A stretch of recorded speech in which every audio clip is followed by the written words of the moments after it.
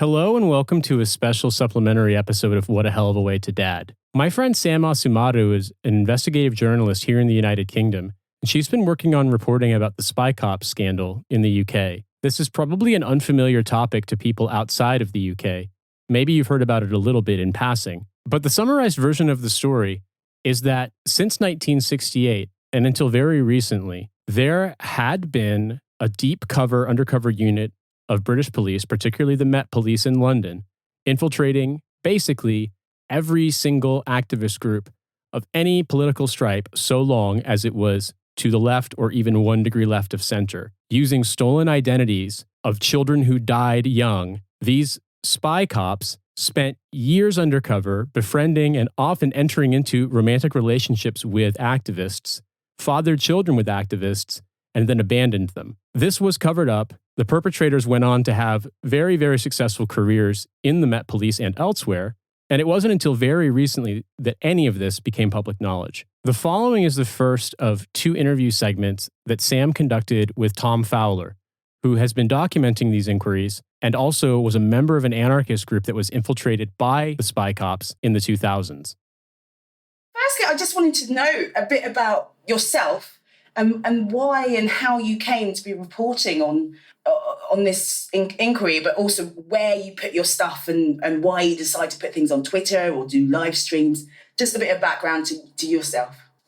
Yeah, sure. So I was part of a group, well, I guess I still kind of am, South Wales Anarchists. We're a network of anarchist groups in South Wales.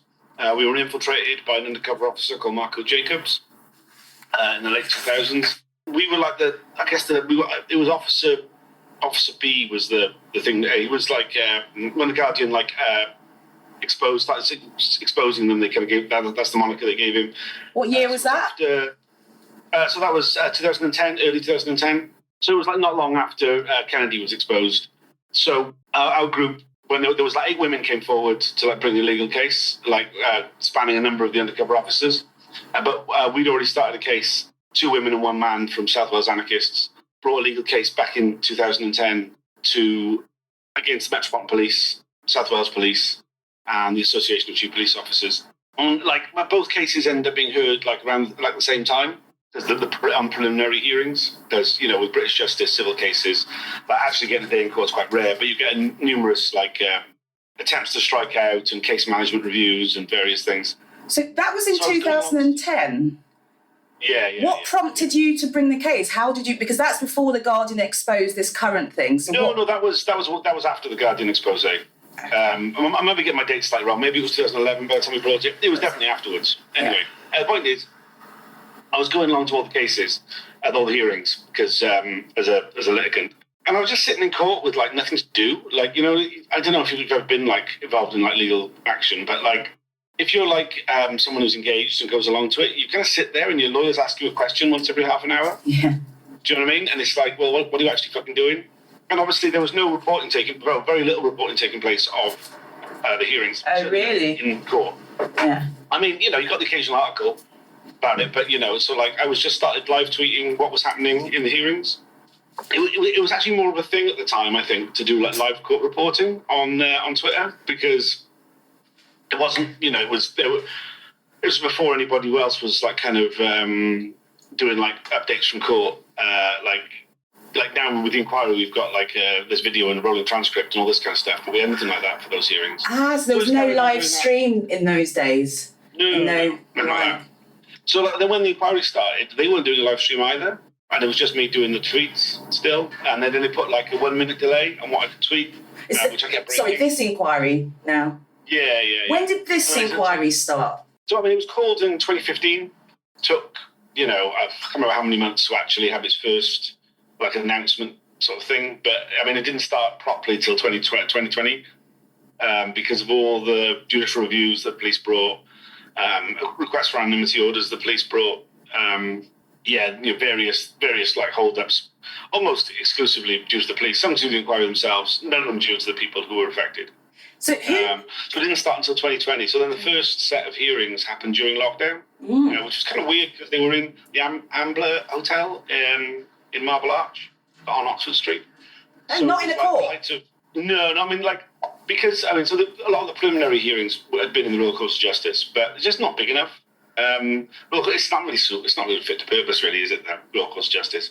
It's too small. There was quite a big public gallery for in the RCJ, but everything else wasn't big enough. So they moved to a conference hall, basically, in a 3-star hotel.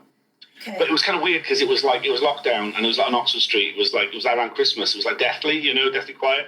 And it was like there's nothing else happening. I mean, it turned out there was some parties happening at Downing Street around the same time, but apart from that, there was nothing else happening. But so I mean, I just kept sort of report, and I was doing it just on Twitter, and then like people on Facebook, there's like a Facebook group about this stuff, and they were like, oh well, post updates in here as well, and it's like I haven't got fucking time, man.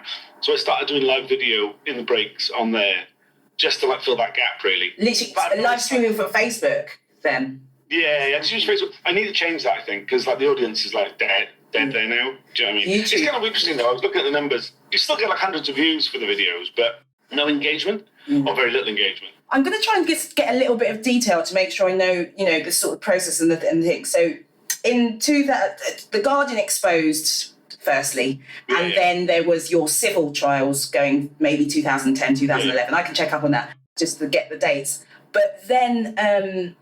What prompted the inquiry? So Theresa May called it in 2015. I mean, the last big thing that happened before she announced it was she had a meeting with Doreen Lawrence. She kind of came out of that meeting and announced it. But I mean, that was like kind of a bit of theatre, really. I mean, essentially, when it was found out that there'd been like undercover infiltration of the Lawrence family justice campaign, that was quite a big deal. I mean, I think like if you want to actually like delve into politics of it, I think Theresa May was engaged in like an attempt to bring austerity to the police force at the time. They want to reduce the cutting of funding for various things. Remember, she got like booed at the Police Federation conference. I had forgotten that, but yeah. Yeah, I mean that was like really unprecedented. I don't think a Conservative Home Secretary had ever had that. It was that thing of, they've kind of done the first wave of austerity, and if they're going to come for a second or third wave, they're going to have to take the police, right? And there was some like kind of positives from that. There was a number of inquiries launched. There was also like, it's a lot, I mean, it's still fucking rare, but, cops do lose their jobs. When you consider the numbers, it's tiny, but like it does actually happen now. Whereas back then, it like literally never happened. You know what I mean? You could do anything as a cop and you just weren't going to get found. When you say back then, do you mean 2010s or do you mean going back further? No, 2015. Yeah. Like, I mean, there was a bit of a change, really, in like kind of I forget all the names of all the different bits of legislation, but Theresa May was having a ding dong with with police, like, and this was one of the things she announced during that time period to like shot across their bows. I mean, that's my cynical take on it. You could say that she was like moved as a woman by the testimonies of the women who had, but whatever your politics are, what kind of dictator what you'd say on that, I guess. I mean, the legal case is that the women had, some women had a settlement by that point and an apology, but like lots directly from police stations or from the government or from who? Well, I mean, from the Met Police. So like, it's not that, of course. So basically, I mean, with the way in which the law works in the UK, if you're offered a settlement in a civil case, if you refuse it and then you don't end up winning as much as you would have got from the settlement, then you're liable, which is like fucking terrifying. So unless you're like obscenely wealthy, there's no way you would have turned down like a reasonable settlement. So. And does that is there an NDA? Is there a non-disclosure act? No, nothing like that attached to it. No. I mean, it stops you from taking any further legal action. And everybody kind of did that, except for Kate Wilson, who was in a relationship with Mark Kennedy. She ended up going to the IPT, the Investigative Powers Tribunal, which is like Britain's most secretive court. And I mean, she got like really significant disclosure from that legal action. And their ruling was much more powerful than anything anybody really expected. I mean, they actually ended up being less secretive than the inquiry, which is kind of weird. But annoyingly, that actually took place at the same time as the inquiry. So I didn't actually cover that in any real detail because I was like, I committed to doing the inquiry. Yeah. So can I ask, who is appointed? Is it judges or civil? Who is on the panel listening to the testimony? Who has any power? Oh, okay. So like, it's a judge-led inquiry. So initially we had Lord Justice Pitchford. He was a very senior law lord. which is like kind of what you get for an inquiry generally. Sadly, he had motor neuron disease and died early on in the process, and he was replaced by Sir John Mitting. So we went from a lord to a sir. It's like peer of the realm to a knight is a bit of a fucking downgrade. And it's like, it's a big deal for Mitting. I mean, he's retired High Court judge of like some note, but like he was never a law lord. To become chair of public inquiry is like, serious ranking up, uptick for him. Yeah. Serious downgrade of the inquiry if you're into all that kind of, hereditary aristocracy shit. But, well, I mean, we've got our current Prime Minister is what is he? Is he a sir? Oh, yeah. That's me a sir. Yeah. So essentially, it's all him. We campaigned for him to appoint a panel because we said that he didn't understand. There's so much of the inquiry that he didn't understand. He's a member of the Garrett Club, so it was kind of put that given so much of the crimes of the undercover police is about institutional sexism, it was like we didn't feel he was suitable for the role. Garrett Club is a men's only club, is that right? Men's only club, yeah. It's recently just voted to admit women for the first time. It hasn't actually admitted any yet. I think Judi Dench is going to be the first female member. I mean, that's kind of, It's more theatre. Okay. So, he's the chair. There's a council of the inquiry, so there's a bunch of inquiry lawyers who do the questioning of the undercover officers. Then there's a bunch of registered legal representatives for core participants. So we're core participants, people are affected, so are the undercover cops. So it's like the Home Office, the Met Police. So there's a lot of lawyers involved. A lot of lawyers, yeah. And then our lawyers, the RLRs, kind of prep for the questioning, for any core participants who have been called as witnesses, but also for the questioning of the undercover cops and submitting the inquiry. The inquiry drafts a list of questions, which it then asks. And there's at the end of their questioning, there's a 15-minute gap where lawyers can propose further questioning for the undercover cop or any witness, which then the lawyer will normally say, no, I'm not doing that one. Or they might do a few of them sometimes. Yeah. So, the testimony then is listened to by the chairman, who goes and makes his deliberations about it. Now, he's got to give a report at the end, but he gave an interim report at the end of tranche 1. So the inquiry is split into 6 tranches, which are historical periods. So the first one was 68 to 82. So he gave an interim report on that and said basically the unit should have been shut down within 3 months of it being set up. It was, it wasn't suitable for purpose beyond its initial aim, which I disagree with him about this. I don't think its initial aim was fundamentally undemocratic. It related to the anti-Vietnam War movement. The May 68 protests, of which the police totally lost control of, and there was a thing that it could have they could have stormed the US embassy. They could have. Did they? They almost did.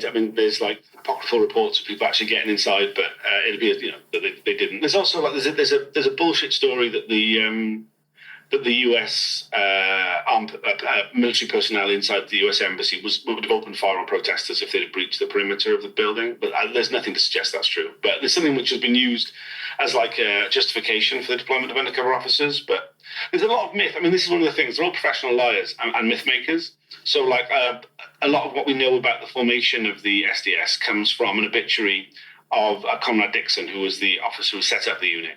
And it was his obituary. He wrote his own obituary for the Times before he died. So, it's a lot of but according to him. Hang on, he wrote his own obituary. Did you just say? Yeah. That's some ego, isn't it? If you're going to be a spook, right, you do it properly. So he had a meeting. This is his version of events, right? So you don't know, take it with a pinch of salt.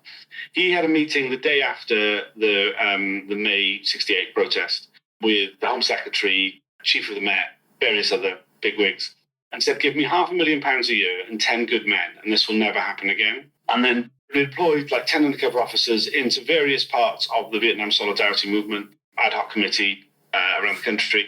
And then in the October of that year, there was a second national demonstration called, which was either going to go back to Grosvenor Square or do a show of strength in Hyde Park. And they had a national assembly where they voted on which thing to take. It was quite close. All 10 undercover officers were there. All 10 voted for Hyde Park. Hyde Park ended up being the venue of it. And the large demonstration went off without any public disorder, which was seen as a big success.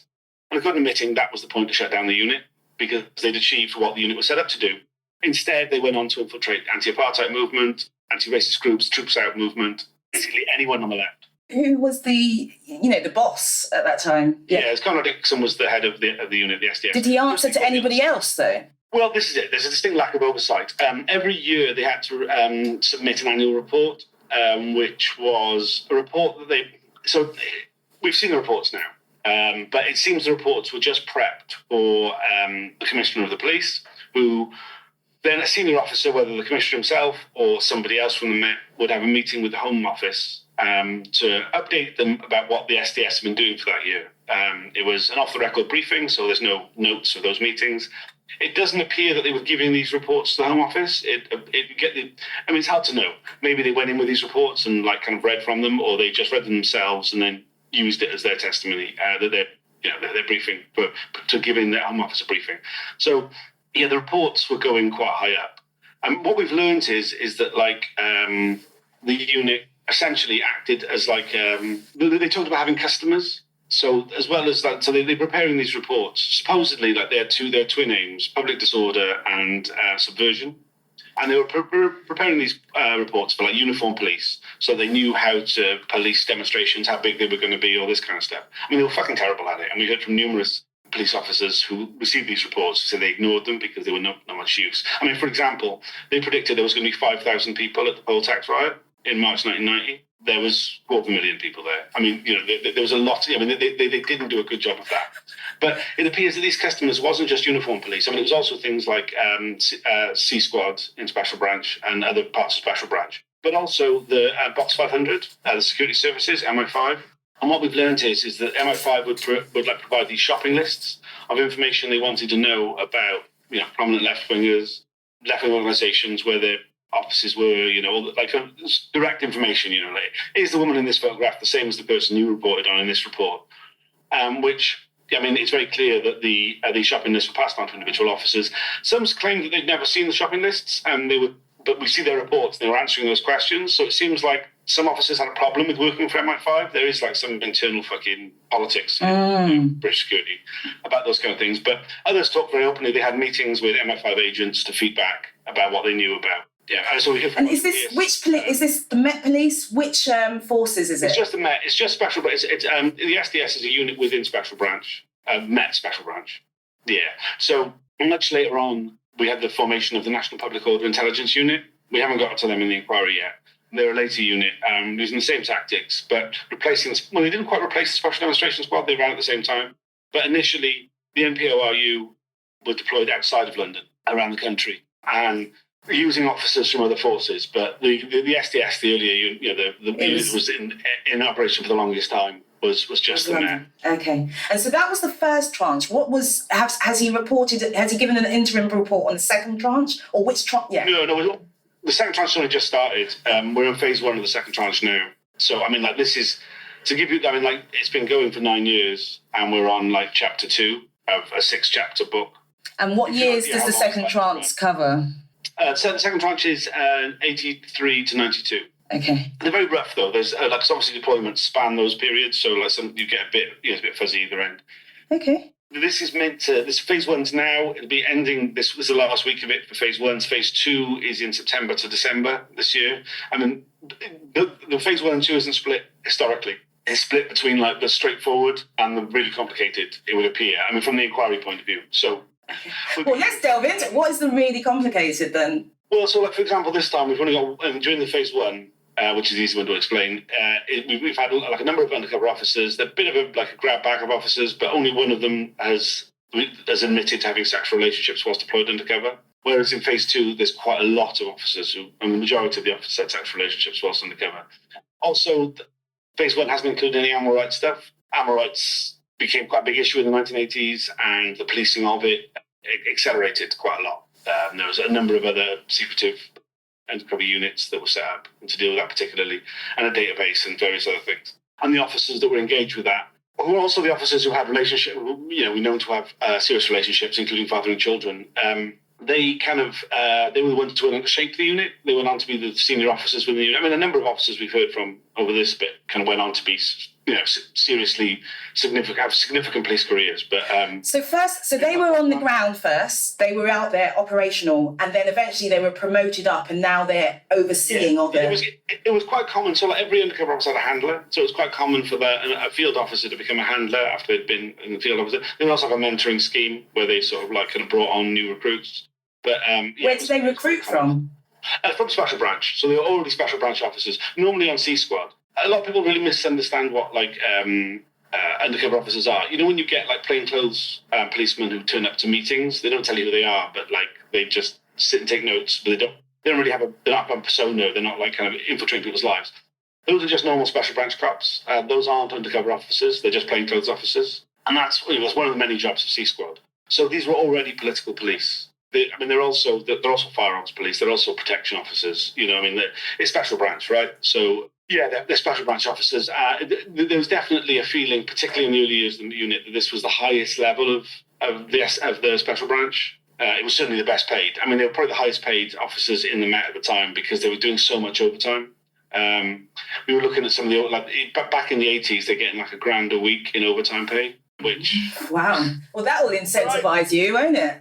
Yeah, right. Yeah. That's it. In today's money, it's like £1,000 a month in money. There was, in cash then, but like that translates to being like £1,000 a week in today's money. Yeah. So they're incredibly well paid, and this meant that some of them were deployed undercover into projects which did not result in much in the way of intelligence. So they reported on everything, because they didn't want to come out because it was really well paid and it was quite a cushy gig. Yeah. So I mean, but did they have to do regular reports to the boss man?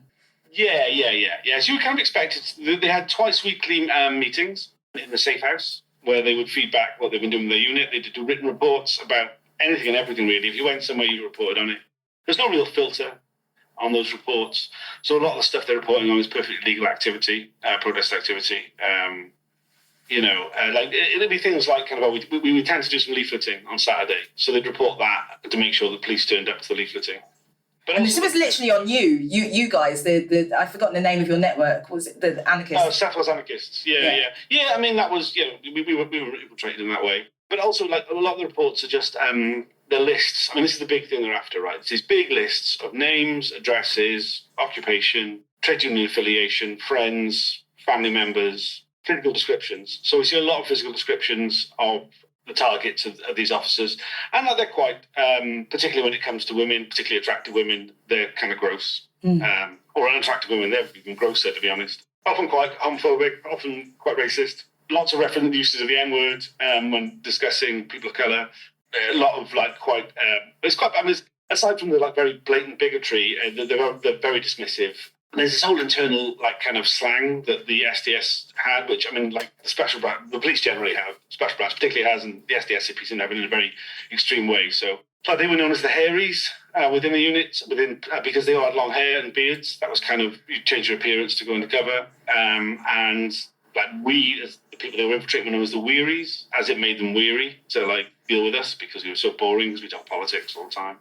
And there was lots of other kind of terminology. I talked about one of the ways that they built their legend, as they called it, was they stole the identity of dead children. So they would find someone who was around a similar age, usually with the same first name. That was a big deal, getting the same first name. Because obviously if you're undercover, using fake names are well and good, but you respond to your first name, especially going for 5 years, right? These are not short deployments. These are long-term deployments. So they would find a dead child who was around the same age, and then they would squat the poor unfortunate's identity, as they refer to it in their tradecraft manual. Not just take the name, but they'd travel up to where the family was from. They'd visit the house where the family lived. They'd spy on the family a bit, go to the school, work out what life would this child have had they have lived. And that would be their legend. That would be the basis of their story of who they were. Yeah, wow. So I mean, there was a whole sort of internal kind of, the way they talk about that in the tradecraft manual, which is a document that they kind of was basically passed for training. Was reading this document, which was a loose leaf folder full of tips and tricks from previous undercover officers. It was kind of got put together in more of a book by an undercover officer called Andy Coles, who infiltrated the animal rights movement in the 1980s. He's the brother of the Reverend Richard Coles, the guy from the Communards. I know, yeah. He's no longer a Tory councillor, but he was until very recently. He won a couple of elections as a Tory councillor after he'd been outed as the former undercover cop. And he was Deputy Police and Crime Commissioner for whatever the police authority is that's based in Peterborough, which is Peterborough. So can I ask? So I mean, they had certain. They took the legends from dead children. What would you say is the profile of one of these undercover cops? What is the look, the psychological sort of profile? What is the ideal undercover cop from what you've learned over your experience? There's a mixture, right? There's the Undercover Research Group put together a pamphlet called "Was My Friend a Spycop?" that includes a bunch of telltale signs that you can reference against if you think somebody may have been an undercover officer. I mean, I won't go through all of that right now, but there is a bunch of things to do with lack of hinterland, certain sorts of behaviours. I mean, in terms of I'm not a fan of pop psychology or anything like that, but you'd have to be a fucking sociopath to do their job, right? I mean, yeah. You're lying constantly. Lying constantly, absolutely. Getting people inside your circle of trust, getting inside people's circle of trust, rather, and abusing that. Yeah. In a lot of cases, we've seen reports about a lot of these undercover officers really didn't like the people that they were spying on, and they really didn't like the women that they were having long-term romantic relationships with.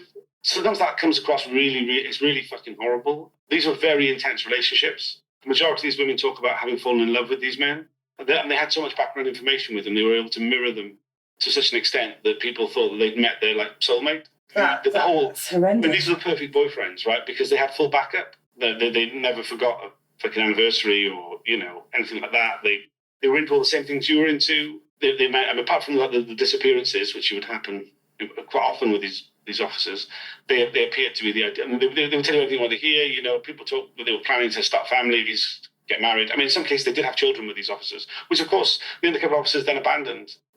Because they've been withdrawn. And so, can I ask, is this what you gained from the papers, or from the evidence written down, or is this you've heard from the horse's mouth, so to speak? A mixture. I mean, the majority of it's written down. I mean, it's all written down as well. But we've had some live evidence so far. I mean, we haven't got to any of the one undercover officer who's admitted to having a sexual relationship, Vincent Harvey. We've heard about other officers who haven't given evidence because a lot of them got out of giving evidence. We will hear from Trevor Morris from Wednesday, Thursday, Friday this week. He's admitted to having at least 2 sexual relationships. There's a lot to suggest he has a hell of a lot more than that. And did any of those result in children? So, nobody has given evidence yet who fathered any children. We have heard about officers who fathered children who haven't given evidence yet. And people have admitted to fathering children. I mean, Bob Lambert, who had 4 relationships, fathered a child. He also was the one who went on to write the Prevent strategy. Prevent. It's like the Muslim. Very draconian kind of. Yeah. Yeah, I mean, the architects of that came from the same unit, the same officers. I mean, he's got a relationship with his son, who he abandoned 30 years ago. More than that now, I guess. Or would have been 86. So yeah, I mean, he's not denying it. We know of 4 children born of these relationships at this point. We found out only one just the other day. An undercover officer called Alan Bond, who admitted to other undercover officers years ago that he'd fathered a child.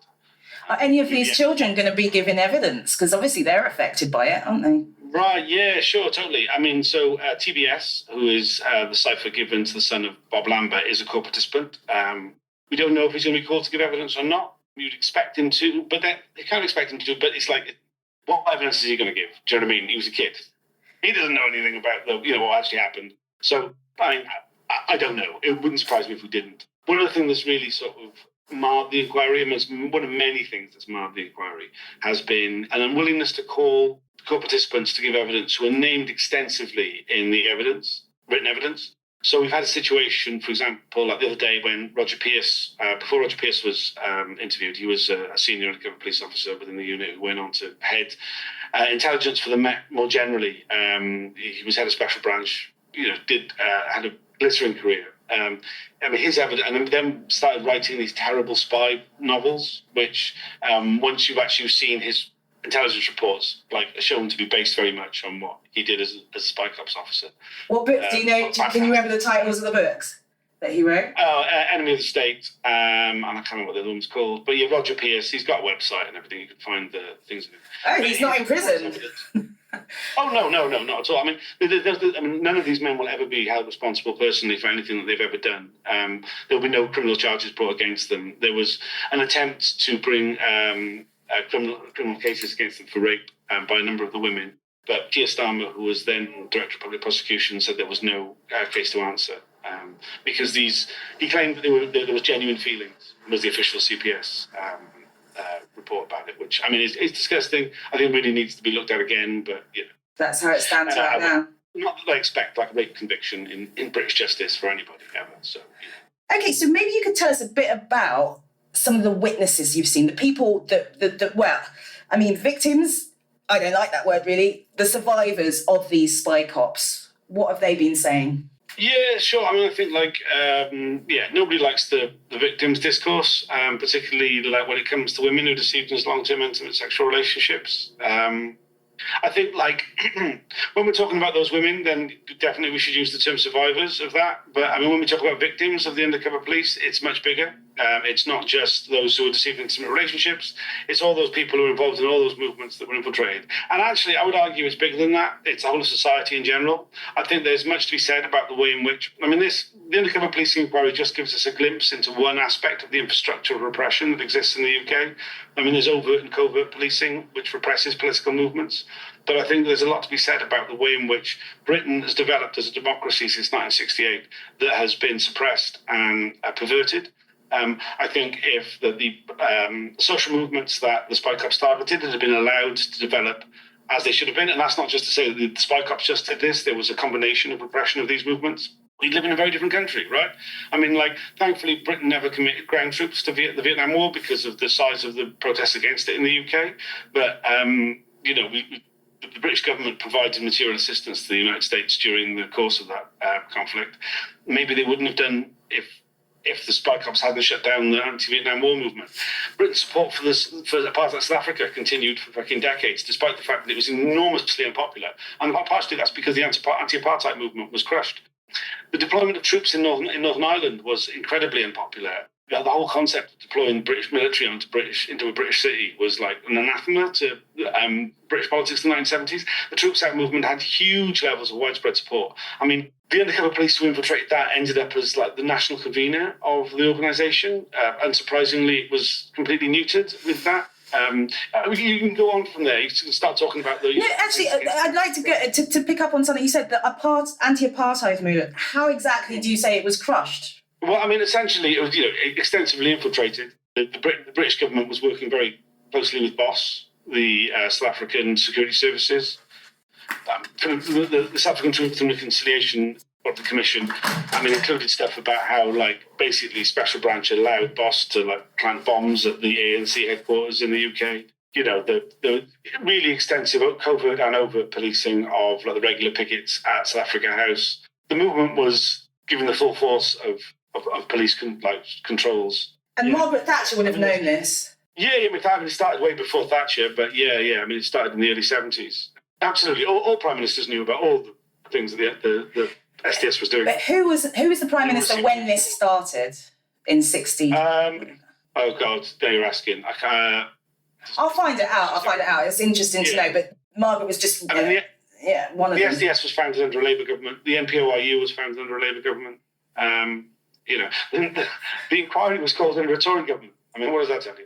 I mean, interestingly, the Labour Party was extensively infiltrated themselves spied upon anyway. But yeah, so like, I mean, what kind of Britain could we have had? I mean, before we get into things like the miners' strike, if like the deployment of undercover police and all the other sort of, we're all fucking victims. I mean, like literally anybody who lives in Britain is a victim of what these undercover police have done. And like, abroad, it sounds like, because it's, this was a lot about foreign policy as well. Yeah, I mean, the inquiry only looks at what happened in England and Wales, but yeah. I mean, there's reverberations, basically. Is that the right word? Reverberations from here in London. It spreads out to there, to South Africa, to Vietnam, to everything. Yeah. Yeah. I mean, fuck yeah, a lot of that, man. A lot of that. Yeah. Yeah. So I mean, like, but yeah, I mean, we heard from a number of civilian witnesses at the inquiry. I mean, it started off with people like Tariq Ali and Lindsay German, who were just part of organisations that were infiltrated, to include people like Bee and Jenny, who we heard from yesterday. Lindsay German, she was Stop the War, was it? Lindsay German, she's convener of Stop the War Coalition now, but back in the 1980s, she was on the Central Committee of the Socialist Workers' Party. And before that, she was a member of the International Socialists, which was the group that became the SWP. And Tariq Ali? Tariq Ali was on the Central the ad hoc committee of the Vietnam Solidarity Movement campaign. Sorry, not movement.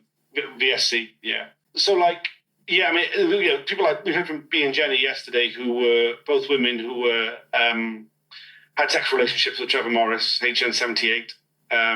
We heard from Madeline during phase one, tranche one. She was someone who was deceived into a long-term sexual relationship by Trevor Harvey, who was an undercover officer who, like so many of them, went on to have a glittering police career, ending up as head of CID in Scotland. I mean, these are their real names now, yeah, that we're getting. Those are the real names. Yeah, those are the real names. Yeah. I mean, if I don't use their real names, I'll use their cipher, HN number. I don't tend to use their cover names unless the cover name was a made-up one. The vast majority of those cover names are the identities of dead children whose identity is squatted, and I don't think they ever. I'm not going to use those names to refer to these men. I would always say, HN90, who stole the identity of Mark Kerry, who was a child who died young, and Yeah, let's not put any further trauma on those families. They've had enough. Right, exactly. Yeah, totally. Yeah, we have heard from some of the fact. We heard from Frank Bennett, whose brother Michael identity was squatted by an undercover officer, stolen by an undercover officer. I say squatted because that's the terminology they used. I don't think it's comparable to squatting. It's just that you kind of get used to hearing that language from the undercover officers, so sometimes you end up repeating it, which I don't intend to do. It was heartbreaking. I mean, literally, he just, he did a pen portrait of the life of his brother. And I mean, it was also, part of the thing was his body was lost at sea, and he was a very strong swimmer, and he wasn't that far out that the fishing vessel he was on went down. So his mother never truly believed he was dead. So when the family got a call from the police about his brother Michael, they thought he might be coming home, that he'd, it was incredibly heartbreaking. You can watch the video of the testimony. I think it might be audio only, but the transcripts there. Heartbreaking, just incredibly heartbreaking. I mean, the use of trauma was a real hallmark of these deployments. They used trauma to build their legend. They used trauma as a means of gaining empathy within groups, and they heavily used trauma for their withdrawal. The way in which they withdrew, leaned on. They were always having nervous breakdowns. There's a lot of misuse of mental health by the officers, and trivialization of it amongst the people that they targeted. Do you mean they would try and induce mental health issues in their targets, or they would say that I'm going to kill myself if you leave me? What do you mean by? Yeah, exactly that. Things like that. Yeah, but when it came to when they left, it was more like, I'm going to kill myself unless you never contact me again type things. They were having a mental breakdown. They had to move to the other side of the world. They had to disappear a lot. It was all part of their methodology of removing themselves. It created a lot of trauma. They would often have secret, when they told their backstory, there would be secret elements to their backstory that they would confide in people about. They were often very heavy trauma. Sometimes stuff that didn't even make them look particularly good, but just the sort of thing that you wouldn't want to repeat. And this kind of created a bond because you've got a bond of secrets with somebody. They were very effective at doing that kind of thing. Yeah, I wanted to ask you, who are the group Police Spies Out of Lives campaign? So that's the support group that was basically it was the 8 women who brought a case together, set up a support group for all women affected by this. So they're a campaign organisation, but also a support group for people affected. So there's 60 women who've been identified by the inquiry as having had intimate sexual relationships with undercover officers in a deceptive way. Yeah, it's for those 60 women, basically. Thanks so much again for listening. Part 2 will be out next week. If you look in the show notes, I've got extensive links to Sam's work and Tom's work where you can learn more and follow them on social media and elsewhere. Thanks again for being a fan of What a Hell of a Way to Dad, and we'll speak to you soon.